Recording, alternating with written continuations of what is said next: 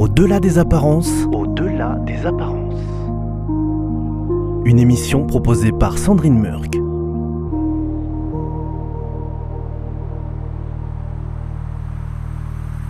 Au-delà des apparences, ce sont aussi les ressorts positifs des uns et des autres qu'on ne voit pas forcément tous les jours, ni dans les médias aujourd'hui. Alors nous poursuivons aujourd'hui pour une troisième édition, je dirais, avec Inès Billin et Théo Caldemeizou, respectivement 22 et 24 ans, qui vont nous expliquer quels sont leurs ressorts de la créativité à cet âge-là et déjà aussi aboutis et comment ils ont fait. Alors, il faut que je fasse attention à mon langage, il paraît, mais comment ils ont fait, je dirais, péter le bouchon, en fait, de la créativité. C'est-à-dire à quel moment ils se sont désinhibés, à quel moment c'est parti, à quel moment ils ont pris confiance en eux, même si rien n'est fini et que tout ça, c'est en cours. Pas de politesse. Pour ma part, Inès. je suis une personnalité qui est très sensible de base. Même dans la sensorialité, dans les goûts, les sons, les odeurs, tout, voilà, c'est quelque chose qui parfois peut me toucher plus que trop éponge. Des fois qui peut m'agresser. Et c'est vrai que c'est un vivier pour la création, de mettre les peurs, les angoisses, ce que les choses nous font, comment on avance, comment on grandit. Moi, la musique, comme je disais dans une précédente émission, c'est quelque chose pour moi qui est très intime, très personnel. Mais dans le dessin, ça va être quelque chose de plutôt ouvert aux autres et je vais avoir moins de mal à représenter, à être dans la représentation parce que je sais que j'aborde des thèmes qui sont universels et qui vont toucher tout le monde. Et vous, Théo ? Eh bien, moi, pour la créativité, c'est quelque chose qui va relever un peu du personnel, évidemment, puisque quand on fait de la création artistique, on met toujours une bonne patte de soi. Et c'est aussi, je trouve, quelque chose de transcendantal quand on affronte une page blanche pendant un petit moment et que d'un coup, on a cet élan de créativité, on est un peu enfermé dans la chose. Et que, par exemple, quand je compose ou que je crée, je vais aller à toute berzingue. Des fois, je peux plus m'arrêter. Je suis en mode, voilà, hop. Et je finis par faire un morceau jusqu'à 2h du matin. Et après, le lendemain, j'ai plus d'idées. Et c'est un petit peu par relais comme ça. Et du coup, j'essaie un peu de le développer. Par exemple, en ce moment, je suis assez inspiré. Récemment, là, j'arrête pas. Et de temps en temps, je vais avoir une petite baisse de créativité. Ça va amener des pages blanches. Mais c'est compensé toujours par d'autres projets que je vais pouvoir développer à côté. Donc, j'ai toujours quelque chose à faire. Et qu'est-ce que vous pourriez donner comme conseil à des jeunes qui n'ont pas franchi tous ces barrages-là, qui n'ont pas osé aussi bifurquer comme vous l'avez fait? Parce qu'une fois qu'on a un BTS en poche, c'est pas si simple que ça de se dire « Oh là là, non, mais là, franchement, je pars pas dans le monde du travail sur l'informatique, je vais essayer de me trouver un truc un peu plus stimulant pour ma vie entière. » C'est vraiment pas simple et pourtant, c'est absolument vital.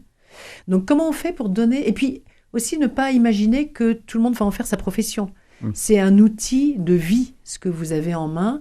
Comment expliquer à d'autres jeunes qui ont vos âges qu'effectivement, ça se construit, ça se travaille, ça se persévère.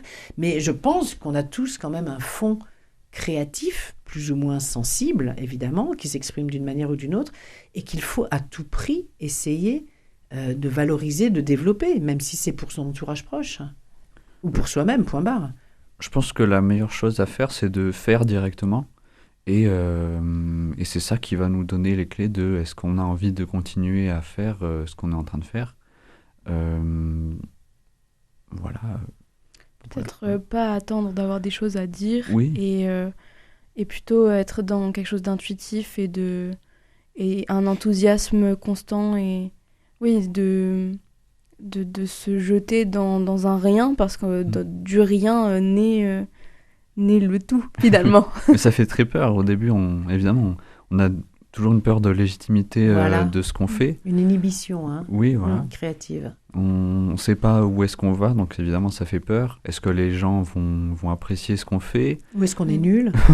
Il y a toujours meilleur que nous, il y a toujours des exemples, et on se dit qu'on entre dans des domaines où il y a déjà des pointures. Oui, voilà. Et pourtant, chacun a sa place. Le mieux, je pense, c'est de le faire d'abord pour soi.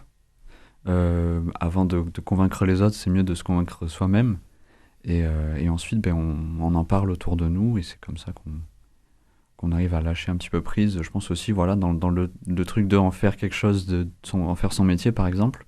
C'est pas une décision facile à prendre, c'est quelque chose qui se réfléchit. Mais une fois qu'on est sûr de nous, je pense qu'il faut juste un peu lâcher prise et se faire confiance à soi-même. Ouais, c'est ça. Et vous dites de l'enthousiasme, mais c'est aussi pour purger sa peine, purger son désespoir, pour pouvoir aller au-delà, enfin continuer à franchir les épreuves de la jeunesse, de l'adolescence, Oui, et aussi. ensuite toute la vie, une fois qu'on le sait. Mais Oui. Sachant que l'adolescence, ça s'arrête pas à 18 ans et que nous, en tout cas moi pour ma part, je me sens toujours pas jeune adulte. Donc il y a encore plein de choses à franchir et à accomplir. en fait, il faut pas cacher ses talents trop longtemps. Sinon, la vie s'écoule et puis on n'a rien eu le temps d'exprimer. Ça, Oui, c'est... Alors, est-ce qu'on pourrait reparler très brièvement, vous pourriez présenter à nouveau l'émission que vous faites sur Campus FM et du coup, on va pouvoir en passer un extrait pour vraiment donner envie aux gens, mais repréciser, Théo, en quoi ça consiste, puisque c'est vous l'instigateur de cette émission, que je trouve absolument génial dans le concept. Merci. En fait, on part sur le principe on rapporte un thème chaque fois qu'on fait une émission, différent.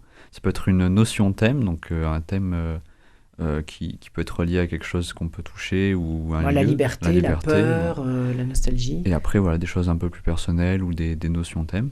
Et on ramène tous une musique par rapport à ce thème-là et on en parle autour de la table. On discute sur nos ressentis, sur pourquoi ça nous a fait penser à ce thème-là. Et après, on peut partir même un peu plus loin sur le thème, en discuter plus profondément, si on a le temps. Toute musique confondue, en fait. Oui, tout Ça tout peut type être de style. du jazz manouche, comme de l'électro, comme du Exactement. classique. C'est la musique qui vous inspire sur les thèmes qui traversent votre vie.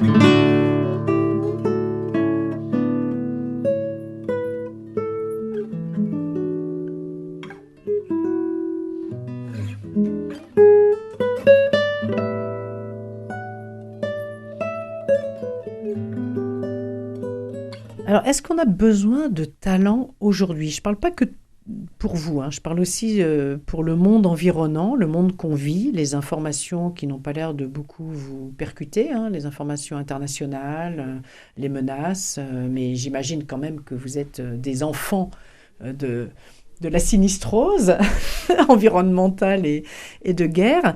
Est-ce qu'on a besoin de talent? Est-ce que tout le monde a besoin de talent plutôt que de passer son temps à ressasser ou à pointer du doigt les défauts des uns et des autres? Là, vous êtes plutôt dans quelque chose d'extrêmement constructif et positif. Est-ce que est-ce que c'est nécessaire pour avancer? C'est une évidence, hein, mais vous pouvez peut-être le développer un petit peu par rapport au monde qui vous attend aussi? Non, ça ne vous inspire pas du tout. Ça, c'est une question de vieux, ça. C'est surtout que le talent, c'est une notion qui est très différente pour chacun, qu'il y a aussi la part du travail, qu'il y a aussi la part du soutien, qu'il y a aussi la part du contexte social d'où l'on vient. Donc, même s'il y a beaucoup de gens qui ont de talent, on n'a pas forcément les moyens de pouvoir révéler ce talent. Et donc...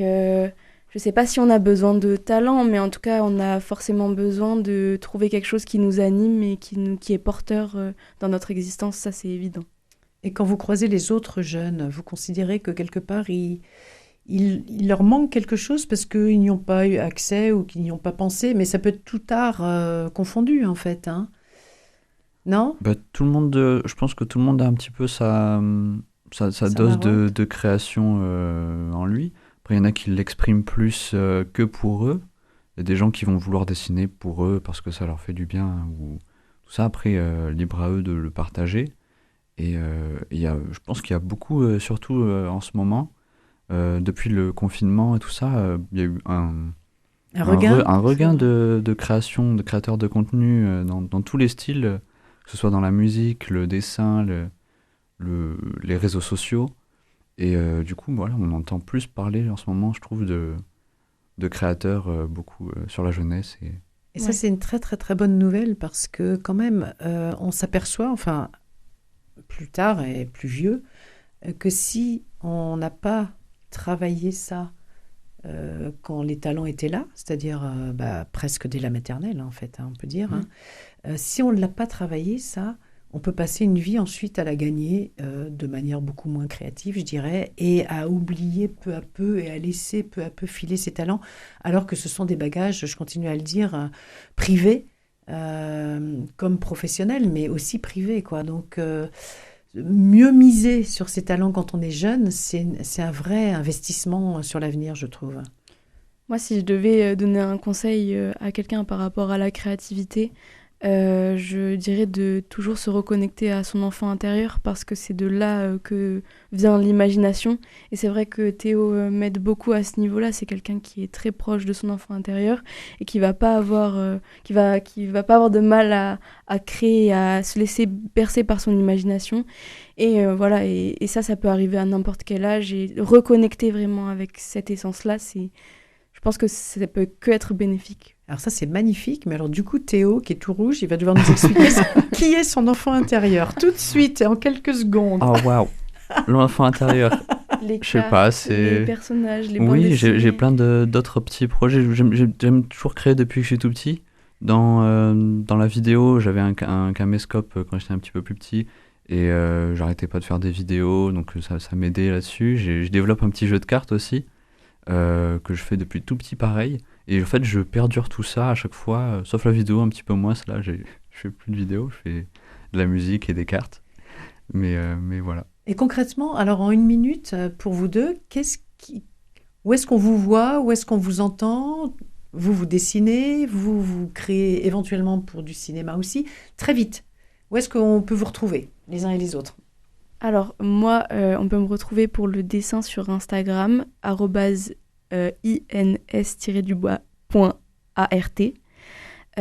Sur LinkedIn, Inès Bien, via le podcast Toutiti et aux auditions du conservatoire. Voilà. Toutiti, c'est T-U-2-T-I-T-E-A. Exactement. Toutiti, ok. Et pour moi, c'est Théo Caldemezou. J'ai un LinkedIn aussi. Et après, mon nom d'artiste, c'est Ophone, A-U-F-A-U-N-E. Et on peut me retrouver sur Instagram, Ophone Musique, Ophone-du-bas musique avec un C. Et ensuite, sur les plateformes de streaming, je diffuse ma musique partout. Et on est aussi également sur le Toutiti, la chaîne YouTube Toutiti Podcast. Et donc, toutes ces informations, vous les retrouvez sur le podcast de Radio Présence, à l'écrit. Donc, ce sera plus facile. Et je remercie d'ailleurs Radio Présence qui permet ce genre de découverte, en fait, parce qu'elle est positive, constructive, qu'on soit catholique ou non. Voilà. Donc, merci.